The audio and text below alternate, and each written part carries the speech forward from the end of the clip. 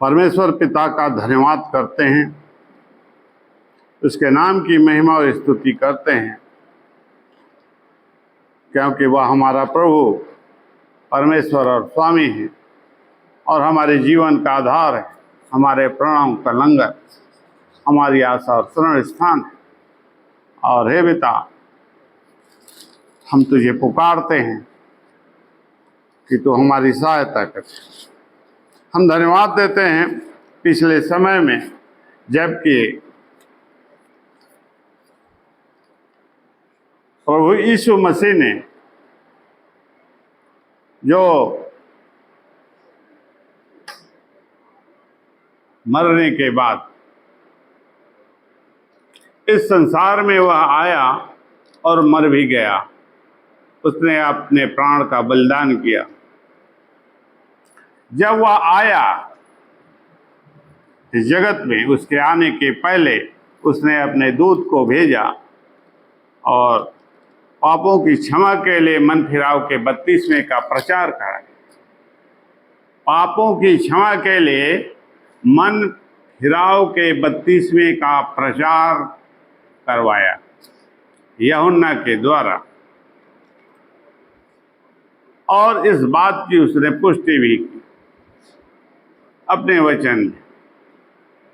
अब जबकि वह शारीरिक रूप से उसका बलिदान हो गया और उसने संसार को छोड़ दिया, संसार से जाने के बाद उसने फिर से क्या कहा? मन फिराने की आज्ञा दी। इस बार किसे आज्ञा दी? इस बार कलीसिया को आज्ञा दी। तो कलीसिया में क्या हो गया? पिछले समय हमने इसी बात का प्रचार किया और इसी बात को सीखा कि आत्मा कलीसिया से क्या कहता है। प्रभु यीशु मसीह कलीसिया से क्या कहता है? परमेश्वर का वह दूत, प्रभु यीशु मसीह का वह दूत कलीसिया से क्या कहता है? वह दूत कौन है? वह दूत प्रभु यीशु मसीह का ठहराया हुआ, नियुक्त किया गया कलीसिया के लिए, संसार भर की कलीसिया के लिए। और उसने उस कलीसिया को 7 भाग में बांट दिया और 7 कलीसिया का रूप दिया, और 7 कलीसिया में उसने प्रधान नियुक्त किए। प्रभु यीशु मसीह ने उसमें प्रधान नियुक्त किए, और वे प्रधान स्वर्गीय प्राणी हैं। प्रभु यीशु मसीह के द्वारा ठहराए गए कलीसिया की देखरेख के लिए, कलीसिया को सिखाने के लिए, कलीसिया को समझाने के लिए और सही मार्ग में चलाने के लिए, और यहाँ तक उनकी सारी निर्बलताओं को देखने के लिए, और उन्हीं निर्बलताओं पर वह ध्यान करता है और बताता है कि ये निर्बलता है जिससे तुम्हें मन फिराना है, उससे अलग होना है। और अलग होना कितना जरूरी है। प्रभु यीशु मसीह ने जब बता दिया कि यह निर्बलता तुम्हारे लिए रुकावट है,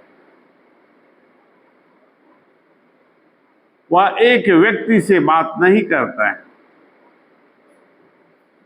वह सारी कलीसिया, सारी संसार के कलीसिया को 7 भाग में उसने बांट दिया है, और वे सातों भाग में संसार भर के हर स्थान के लोग किसी न किसी संस्था के तहत जुड़े हुए, फिर भी चाहे वे किसी भी संस्था के क्यों ना हो,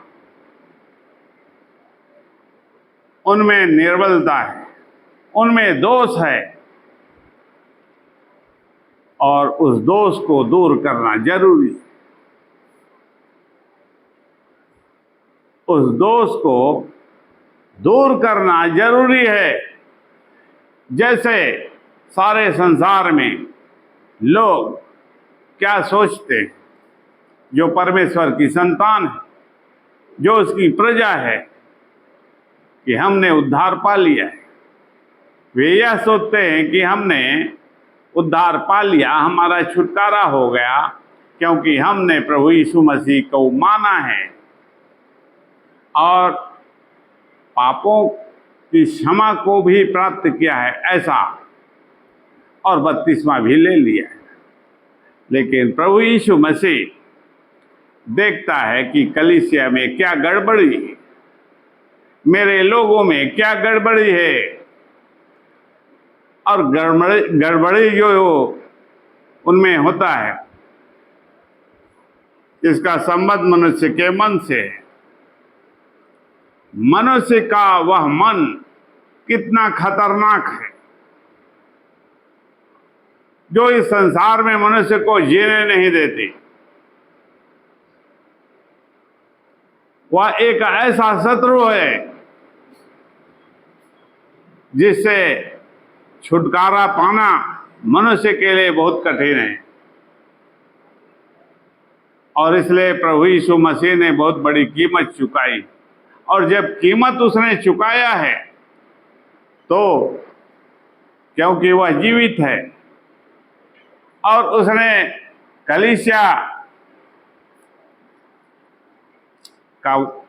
कलीसिया को बनाया है, उसने क्या कहा था कि मैं इस पत्थर पर अपनी कलीसिया बनाऊंगा और अधोलोक के फाटक उस पर प्रबल नहीं होंगे।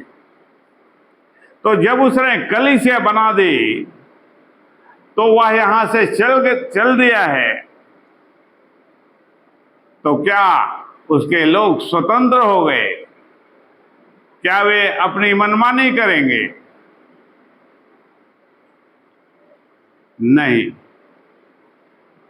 आज भी प्रभु यीशु मसीह इस बात को देखता है, इसकी चिंता करता है कि मेरे लोग किस स्थिति में हैं, क्या कर रहे हैं, क्या नहीं कर रहे हैं।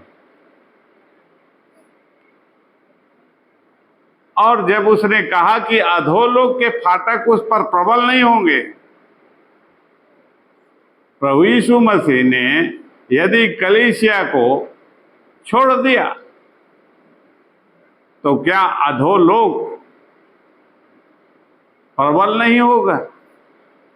कलीसिया तभी जयवंत होती है जब प्रभु यीशु मसीह वहां पर है, और प्रभु यीशु मसीह नहीं है तो कलीसिया कभी जयवंत नहीं हो सकती। शैतान से वह जीत नहीं सकते।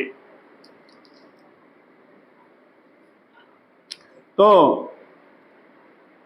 वह इस बात का ध्यान रखता है, हर व्यक्ति का ध्यान रखता है कि शैतान उस पर प्रबल ना हो, उस पर अधिकार ना जमाए, उसके जीवन में अवैध कब्जा ना करे।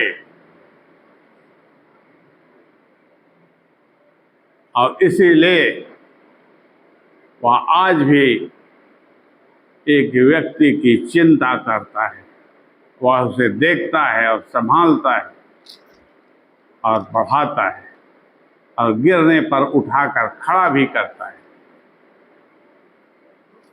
तो पिछले समय में उसने क्या बताया कि इफिसुस की कलीसिया को कह के उसके दूत से कह दे कि तूने अपना पहला सा प्रेम छोड़ दिया है। ये पहली निर्बलता है मनुष्य की, कलीसिया की पहली निर्बलता, जिसके विषय में पिछले समय हमने देखा था, सीखा था कि मनुष्य जो उसकी संतान है, उसकी प्रजा है, प्रभु यीशु मसीह से पहले के समान अब प्रेम नहीं करता है। कैसे? वह अपनी मन की करना फिर से शुरू कर दिया, अपने पुराने ढर्रे पर चलना शुरू कर दिया। कुछ समय तक तो वह उत्साह दिखाता है, उसके बाद क्लेश आने पर, संकट आने पर उसका सारा नशा ठंडा पड़ जाता है। तो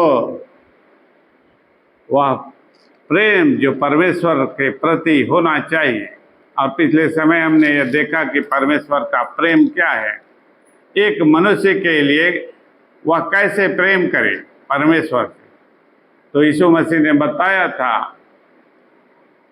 कि जो मेरे वचन को मानता है, जो मेरी आज्ञा को मानता है, वह मुझसे प्रेम रखता है। तो आज्ञा को मानना, वचन को मानना, उसके अनुसार चलना, यही है परमेश्वर से प्रेम रखना।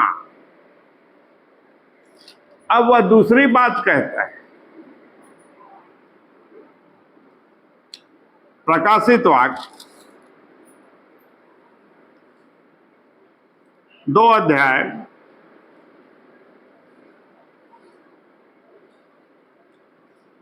8 पद से 11 पद तक पढ़ लें।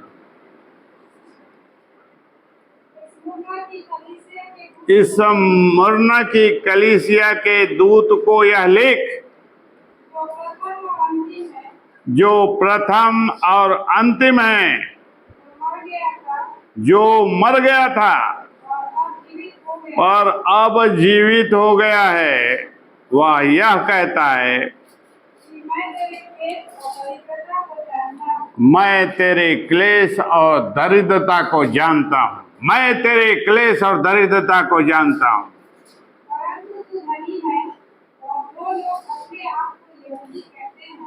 और जो लोग अपने आप को यहूदी कहते हैं और है नहीं, पर शैतान की सभा है, उनकी निंदा को भी जानता हूँ। जो दुख तुझको झेलने होंगे, उनसे मत डर, क्योंकि देखो शैतान तुम में से कितनों को जेल खाने में डालने पर है, ताकि तुम परखे जाओ, और तुम्हें 10 दिन तक क्लेश उठाना पड़ेगा। प्राण देने तक विश्वासी रह, तो मैं तुम्हें जीवन का मुकुट दूंगा। तभी मुकुट दूंगा जब प्राण देने तक विश्वासी रहेगा। तब जिसके कान हो वह सुन ले कि आत्मा कलीसियाओं से क्या कहता है। जो जय पाए उसको दूसरी मृत्यु से हानि न पहुंचे। तब दूसरी निर्बलता को दिखाता है, अपने दूत से वह कहता है जिसे उसने ठहराया, वह स्वर्गीय दूत है, जाके बता मेरी कलीसिया को, उन लोगों को बता और उन्हें दिखा कि तुम में और क्या गलती है, तुम में दूसरी निर्बलता क्या है। कलीसिया के लोगों में दूसरी प्रकार की निर्बलता क्या है, जिसमें वे अब तक जीवित हैं और उसमें चलते फिरते हैं, उसमें काम करते हैं, और उन्हें इस बात का जरा भी परवाह नहीं, जरा भी ध्यान नहीं है। वे अपनी उस निर्बलता को नजरअंदाज कर देते, उसके बारे में जानना नहीं चाहते, समझना नहीं चाहते। जब नहीं जानना चाहते हो, नहीं सीखना चाहते हो और लापरवाही पर बने रहना चाहते, इसका मतलब क्या निकलता है कि तुम्हें अपने प्राणों की चिंता नहीं। तुम अनंत जीवन को भूल चुके हो, जीवन और अमरता को भूल चुके हो, क्योंकि यहां पर क्या लिखा है स्पष्ट रूप से, प्राण देने तक यदि वह विश्वासी नहीं रहेगा, परख तो इसी बात से होगी, प्राण देने से। यदि रास्ता तुम बदल लेते हो, रास्ता बदल दिया कलीसिया ने और किसी दूसरे की सुनने लगा। बहुत से उपदेशक हैं इस संसार में, बहुत से ईश्वर हैं, तुम उनकी सुनने लगे। उन्होंने जो तुम्हें गलत सलत मार्ग दिखाया, उसके द्वारा भ्रमित होकर क्या कहने लगे, ये सब करने से कुछ नहीं होगा, सब चलता है, हमसे ऐसी ऐसी गलती तो मनुष्य से होती ही है, ये सब तो चलता है, सारा संसार कर रहा है, सारा संसार इसी ढर्रे में चल रहा है और इससे कुछ नहीं होगा, ज्यादा बड़ी बात नहीं है। यह ज्यादा बड़ी बात नहीं है, यह तो एक समान साधारण बात है जिसे तुम हमारी बहुत बड़ी गलती बता रहे हो। लेकिन यीशु मसीह ने अपना वचन एक बार कहा है, रोज अपने वचन को नहीं भेजता है।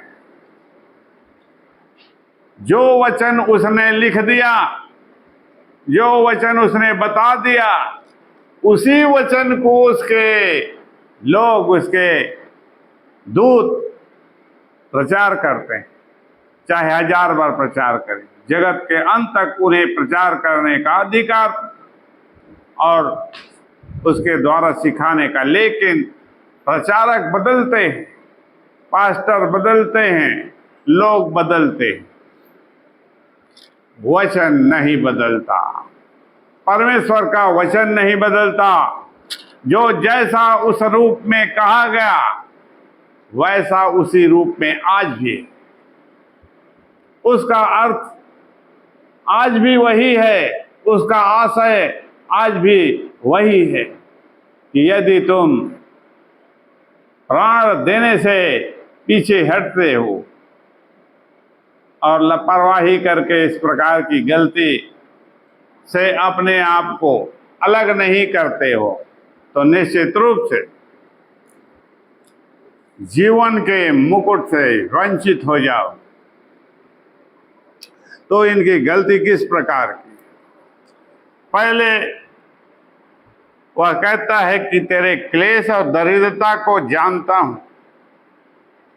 इस कलीसिया के लोग, मतलब परमेश्वर की कलीसिया जो संसार भर में, और सब कलीसिया के लोग धनी नहीं है। कलीसिया के सभी व्यक्ति संपन्न नहीं हैं, लेकिन परमेश्वर की जो कलीसिया है उसकी मूल भावना क्या है? कलीसिया की स्थापना प्रभु यीशु मसीह ने किन लोगों को लेकर की है? कलीसिया में किन लोगों की प्रधानता है? कौन से लोग हैं जो बहुत हैं, उनकी अधिकाई से उनमें संख्या है, उसकी मूल भावना में क्या धनवान हैं? कलीसिया की स्थापना में क्या वे लोग हैं जो संपन्न हैं? क्या वे लोग हैं जो पैसे वाले हैं, सब प्रकार से बलवंत हैं, ताकतवर लोग हैं? कलीसिया उन लोगों से बनाया गया है, निर्बल लोगों से। समाज में संसार के सबसे निर्बल लोगों को लेकर कलीसिया की स्थापना की है प्रभु यीशु मसीह ने, जो सब प्रकार की निर्बलता से ग्रसित हैं, और वे लोग दरिद्र कहलाते हैं। वे लोग क्या कहलाते हैं? दरिद्र। तो परमेश्वर के वे लोग जो प्रमुख लोग हैं, मुख्य लोग हैं परमेश्वर की दृष्टि में, प्रभु यीशु मसीह के दृष्टि में, वे दरिद्र लोग हैं, निर्बल लोग। इन्हें ही प्रभु यीशु मसीह ने उठाया। इन्हीं के द्वारा कलीसिया को बनाया और इसी के द्वारा उसने स्वर्ग के राज्य को इस जगत में स्थापित किया। तो परमेश्वर इस बात को स्मरण दिलाता है प्रभु यीशु मसीह कि मैं तेरी दरिद्रता को जानता हूं, और दूसरी बात क्लेश को जानता हूं। दरिद्रता के साथ क्लेश जुड़ा हुआ है। क्लेश, क्योंकि जिसके पास सब कुछ है वह किसी भी बात की परवाह नहीं करता है, लेकिन चिंता कौन करता है? चिंता तो वही लोग करते हैं जिसके पास कुछ भी नहीं, उसके पास समाधान ही नहीं है किसी भी बात का। वे लोग हर समय चिंता करते हैं और उन्हीं के ऊपर संकट आते, उन्हीं के ऊपर विपत्ति आती है, और उन संकटों से, विपत्तियों से छूटने का वे जीवन भर प्रयास करते हैं।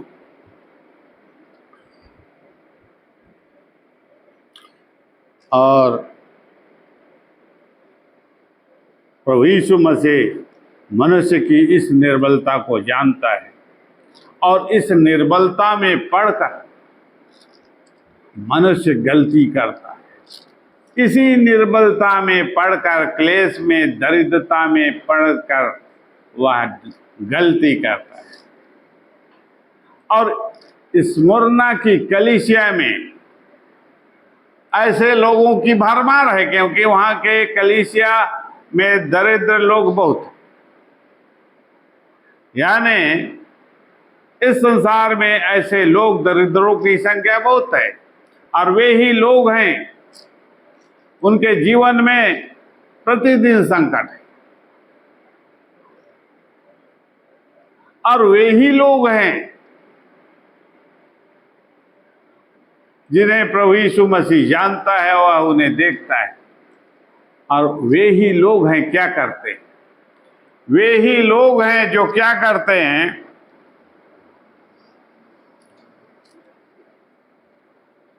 जो लोग अपने आप को यहूदी कहते हैं,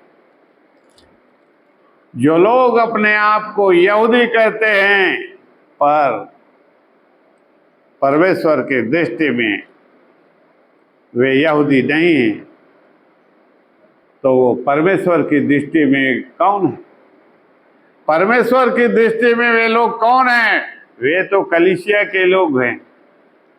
और देखने में लोग क्या कहते हैं?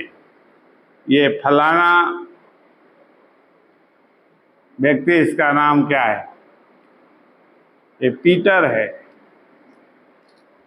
ये शमूएल है, और ये फलाना ढेकाना सब कुछ। तो वे क्या हैं? क्रिश्चियन है। क्या हैं? मसीही हैं। वर्तमान समय में वे ईसाई हैं, वे परमेश्वर की प्रजा हैं, और इनके विषय में प्रभु यीशु मसीह क्या कहता है कि वे शैतान की सभा हैं। इतना बड़ा गंभीर दोष लगा दिया यीशु मसीह ने। ये कौन है? ये शैतान की सभा हैं जो अपने आप को बताते हैं कि मैं यहूदी हूं, इस्राएली हूं, मसीही हूं, क्रिश्चियन हूं, लेकिन उनके काम ऐसे हैं जैसे शैतान के काम। शैतान जितना भी बुरा काम करता है, शैतान के लोग जितने भी बुरे काम करते हैं, वे सब यही लोग करते हैं। ये मसीही लोग ही हैं। ये मसीही लोग ही हैं जो सब प्रकार का बुरा काम करते हैं, बुराई करते हैं, बुरा करते हैं। और इसी कारण शुरुआत में यूहन्ना ने आकर यीशु मसीह का संदेश बताया कि तुम्हें इनसे अलग करना है अपने आप को और परमेश्वर से जोड़ना है, उसकी ओर देखना है, इस बुराई की ओर नहीं देखना है। तो आज भी प्रभु यीशु मसीह फिर से अब कलीसिया को वह दिखाता है कि तुम्हें इस बुराई से अपने आप को अलग करना है, मन फिराना है। क्लेश और दरिद्रता के कारण तूने अपने मन के अनुसार उपाय करके सब प्रकार के इन बुराइयों को गढ़ लिया है, अपना लिया है और उसमें चलते फिरते, लेकिन ऐसा नहीं चले। स्वर्ग के राज्य में ये ग्रहण नहीं किया जाएगा। अनंत जीवन से या उस मुकुट से। वह मुकुट क्या है? जीवन पर अधिकार का मुकुट। यदि तुम्हें वह अधिकार नहीं दिया गया, लिख के नहीं दिया गया कि जाओ उस फल को खाओगे और तुम उसे खा जा जीवन पा जाओ, या इस कागज को ले जाके उस अधिकारी को देना अब तुम्हें जीवन लोक में प्रवेश करा देगा, और इस पास को तुम रख लिए, मतलब अनंत जीवन तुम्हें मिल गया। लेकिन क्या कहता है?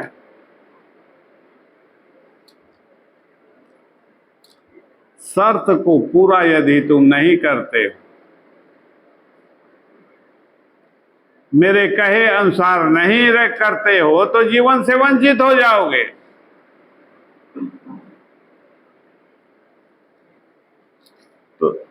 तो कलीसिया के लोगों को, ये केवल स्मुरना की कलीसिया नहीं है, इससे ये एक प्रारूप है, एक प्रारूप है। और इसी प्रारूप में जगत के अंत तक वे सब लोग जो परमेश्वर की कलीसिया के लोग कहलाते हैं चलेंगे, इसका अनुसरण करेंगे।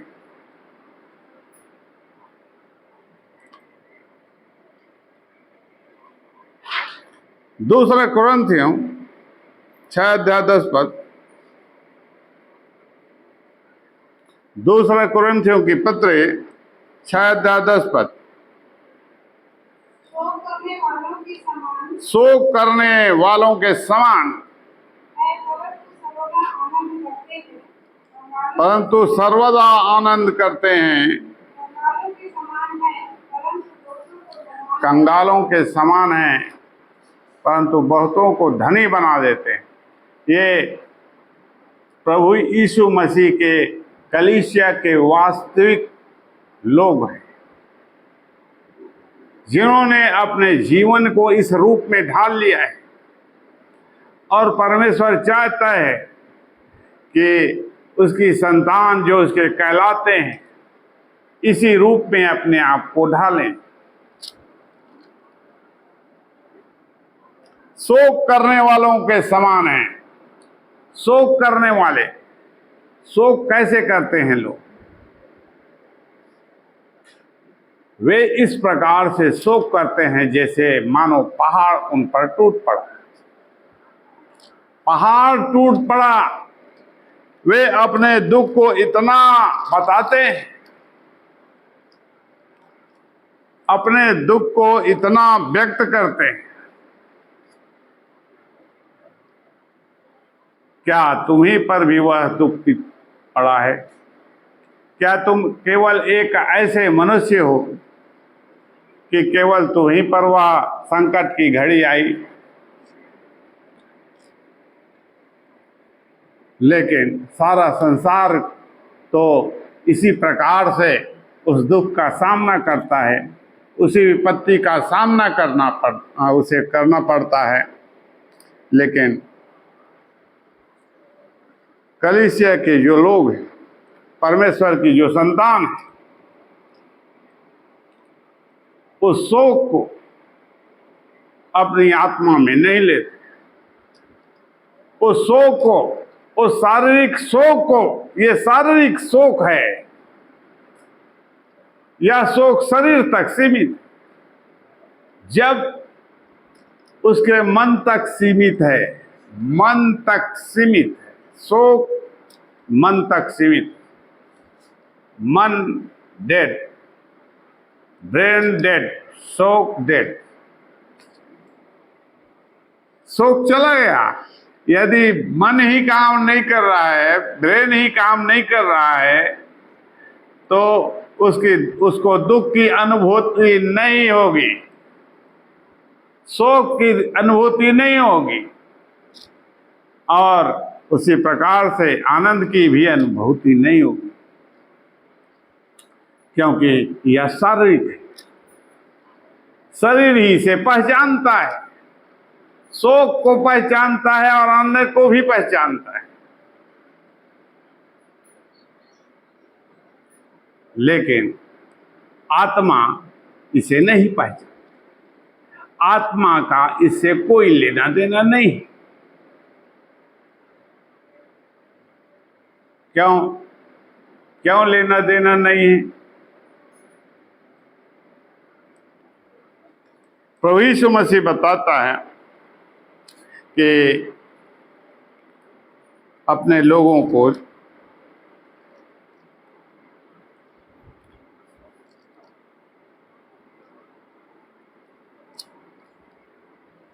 फिर से पढ़ 6:10 पर। शोक करने वालों के समान है, परंतु सर्वदा आनंद करते हैं। शोक करने वालों के समान है, परंतु सर्वदा आनंद करते हैं। सर्वदा आनंद करते हैं। शोक की घड़ी में आनंद, शोक के समय आनंद। क्यों करते हैं यह आनंद? अभी तो दुख की घड़ी है। क्यों करते हैं? क्योंकि वह शोक वास्तविक शोक नहीं है। वह शोक वास्तविक नहीं है, वह तो आनंद का विषय है, क्योंकि उसका मेल अपने पिता से हो गया, और पिता के पास जो जाएगा वह तो सबसे अधिक खुश होगा, वह तो सबसे अधिक प्रसन्न होगा। यहाँ इस संसार में दुख कष्ट दरिद्रता भोगने से भला और अपने पिता के घर में पहुंच जाता है तो उसके लिए सबसे खुशी की बात है। अब तो सब कुछ वह उसका पिता ही करेगा, उसे तो झमेले का सामना नहीं करना पड़ेगा। तो शोक करने वालों के समान हैं, पर सर्वदा आनंद करते हैं, और कंगालों के समान है। इस संसार में देखने वाले की दृष्टि में हम कंगाल दिखाई देते, हमारे पास कुछ नहीं, कोई भी साधन नहीं है, कोई भी व्यवस्था नहीं। देखने वाले क्या बताते हैं, वो तो बहुत दरिद्र है, गरीब है, उसके पास उसके घर क्या जाना है, उससे क्या बातचीत करना है, वह तो कंगाल आदमी है। लेकिन वचन क्या कहता है, हम कंगालों को धनवान बना देते हैं। परमेश्वर ने अधिकार दिया है, जो कंगाल है उसे हम धनवान बना दे, स्वर्गीय धन से तृप्त कर दे। इस धन से तुम्हें कोई लाभ नहीं होने वाला इस संसार में। तुम अपने प्राण को क्या बचा सकते हो रुपया खर्चा करके? सोना चांदी खर्चा करके क्या प्राण को बचा सकते हो? लेकिन परमेश्वर ने अपने लोगों को यह अधिकार दिया है। यद्यपि वे कंगाल और दरिद्र दिखाई देते हैं, लेकिन वे तुम्हारे प्राणों को बचा देंगे।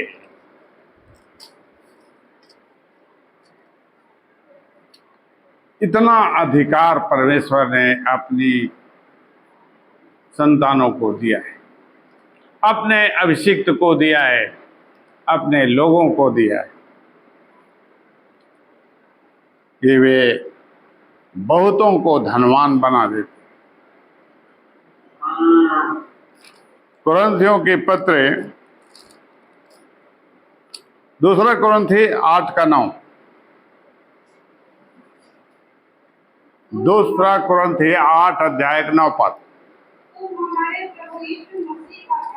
तुम हमारे प्रभु यीशु मसीह का अनुग्रह जानते हो कि वह धनी होकर भी तुम्हारे लिए कंगाल बन गया, ताकि उसके कंगाल हो जाने से तुम धनी हो जाओ। हमारे प्रभु यीशु मसीह का अनुग्रह इस प्रकार से अपने लोगों को दिया गया, और यह अनुग्रह जो उसने दिया, इसके लिए उसने क्या कीमत चुकाई। स्वर्ग का प्रधान, सारे सृष्टि का प्रधान, स्वर्ग और पृथ्वी का अधिकारी कंगाल बन गया। इस जगत में आकर कंगाल बन गया।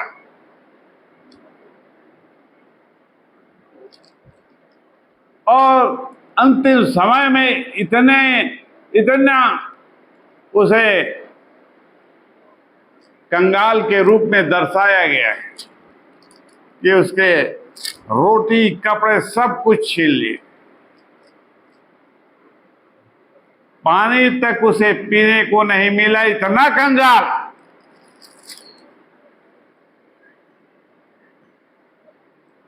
तो वह कंगाल क्यों बना? स्वर्ग का परमेश्वर, सब वस्तुओं का अधिकारी, वह कंगाल बन गया, दरिद्र बन गया।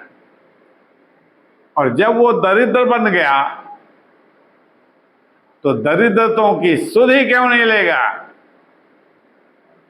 दरिद्रों के दरिद्रता को वह जानता और समझता है। और कलीसिया की स्थापना दरिद्र लोगों से की उसने।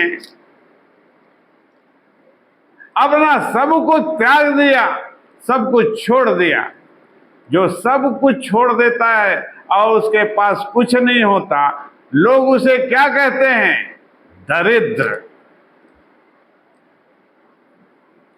कोई चीज उससे मांगा जाए तो क्या कहेगा? मेरे पास नहीं, मेरे पास नहीं।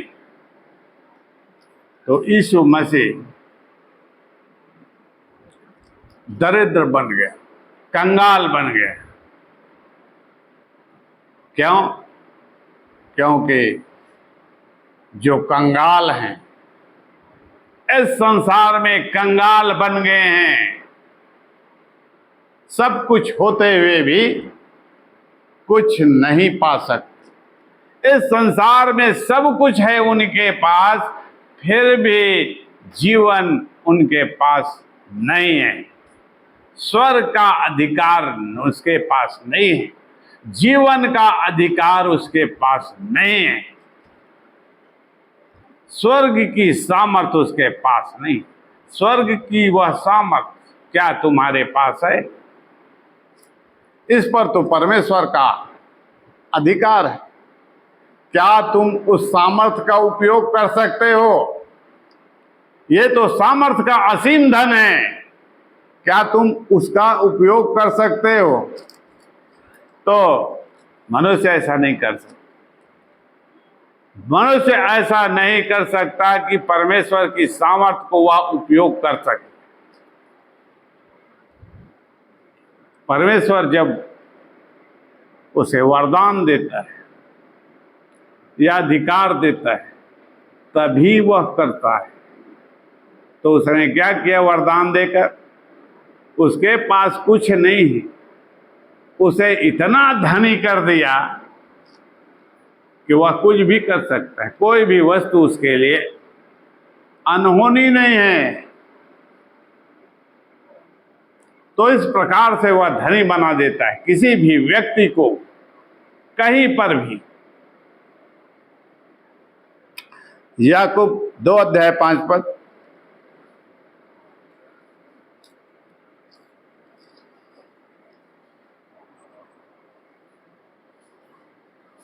याकूब के पत्र 2:5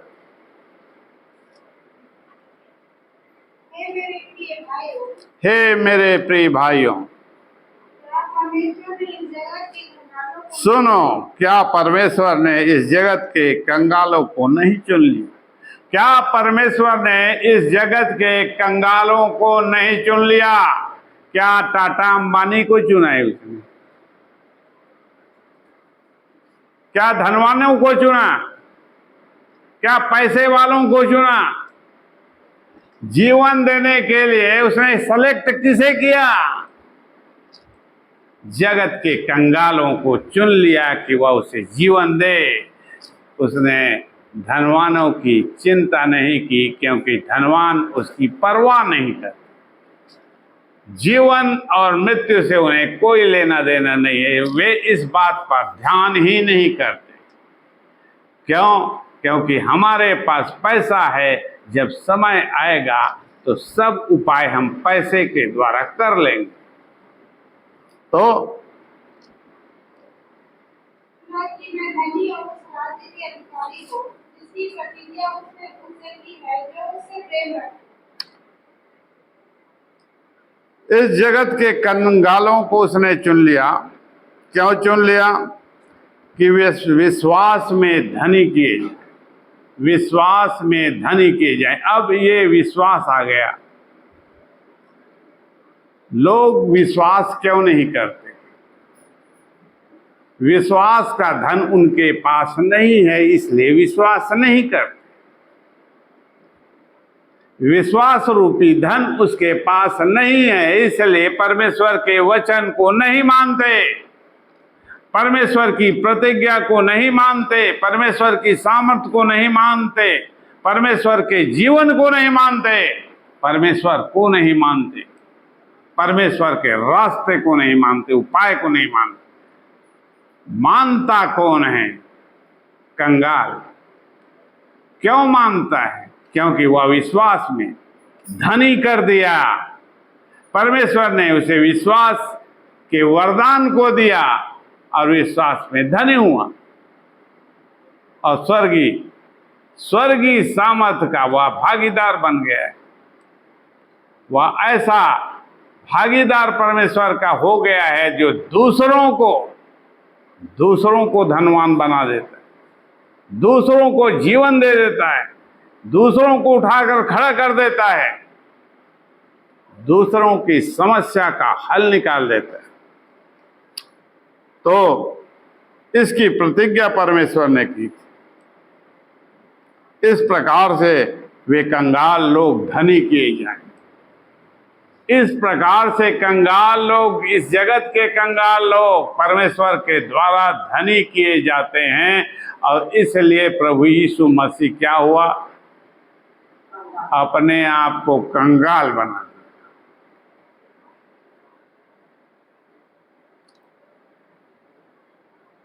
प्रकाशित वाक्य 3 अध्याय 9 पद। प्रकाशित वाक्य 3 अध्याय 9 पद।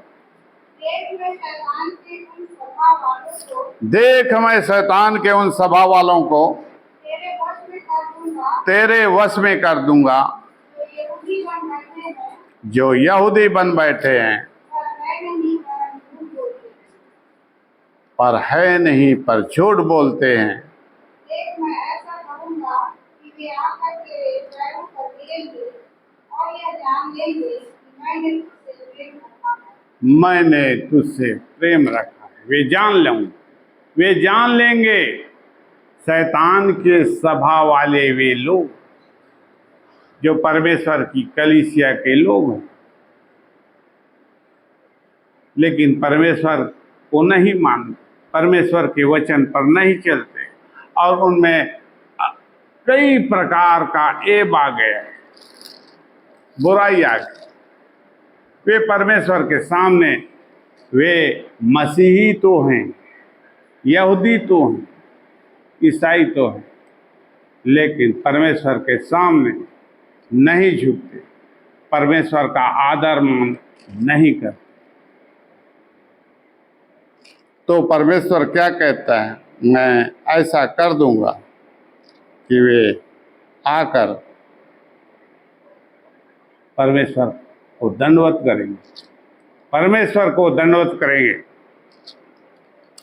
उन्हें इस स्थिति में वह ला देगा,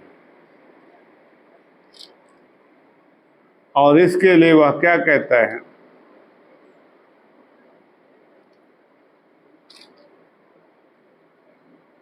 दस पद, प्रकाशित वाक्य 2 अध्याय 10 पद। जो तुझको झेलने होंगे उनसे मत डर,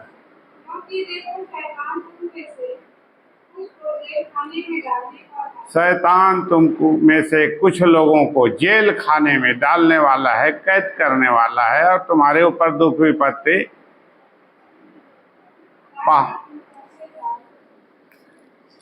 तुम्हारे ऊपर इतने दुख और क्लेश और संकट और विपत्ति आ जाएगी शैतान के सभा वाले लोगों के जीवन में। शैतान की जो सभा कहलाते हैं, जो अपने आप को यहूदी कहते हैं, उनके जीवन में परमेश्वर की परख इस प्रकार से पहुंच जाएगी कि उन्हें बहुत कष्ट झेलना पड़ेगा।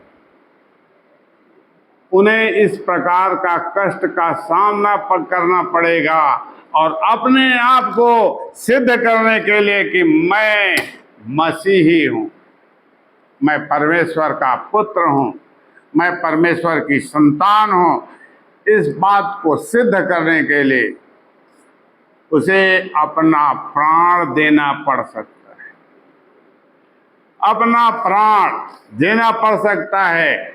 इस प्रकार की कठिन परीक्षा उसके जीवन में आ सकती है। यदि वह इनकार करेगा, यदि वह इनकार करता है कि वो मेरा परमेश्वर नहीं है, तो जीवन से वंचित हो जाएगा, जीवन से ही वंचित हो जाएगा, जीवन का अधिकार उसे नहीं मिलेगा, वह अपना सब कुछ खो देगा। यह संकट उसके जीवन में बना है। कलीसिया के उन लोगों के जीवन में उसके सिर पर मंडरा रहा है यह बात, यह समस्या, यह विपत्ति कि अपने आप को परमेश्वर का संतान सिद्ध करने के लिए उसे अपना प्राण देना पड़ सकता है। इस परीक्षा में वह पढ़ सकता है। तो इससे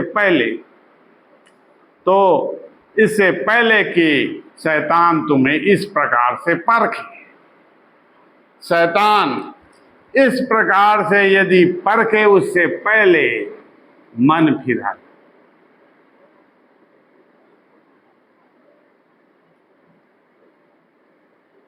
और उसी का यह मतलब है, क्या कहता है 11 पद, जिसके कान हो वह सुन ले। आत्मा कलीसियाओं से क्या कहता है? जो जय पाए उसे दूसरी मृत्यु से कोई हानि नहीं होगी, और जो जय नहीं पाए, जो जय नहीं पाता है, दूसरी मृत्यु क्या है? यही है अधोलोक। दूसरी मृत्यु का मतलब ही अधोलोक है। अधोलोक सीधे पहुंच जाओ, ये संकट है। जीवन से रहित हो गया, जीवन से रहित जब हो गया तो वो सीधा कहीं ना कहीं तो रहेगा। स्वर्गीय देश में नहीं पहुंचा तो अधोलोक में पहुंचेगा, बीच में तो कोई और जगह नहीं है। तो जो जय पाएगा तो उसे जय पाना पड़ेगा, परीक्षा देकर जय पाना पड़ेगा।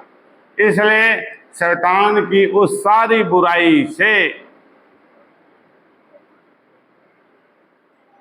जिसमें तुम चलते हो, जिसके कारण लोग क्या कहते हैं, शैतान की सभा वाले लोग जो अपने आप को यहूदी कहते हैं, अपने आप को अलग करने की जरूरत है और सही रास्ता को पकड़ने की जरूरत है। यदि वह सही रास्ते को नहीं पकड़ा तो सीधा अधोलोक में वह जाएगा। इस बात की गारंटी यीशु मसीह स्वयं देता है। आज का वचन यहीं तक। हल्का प्रार्थना करें।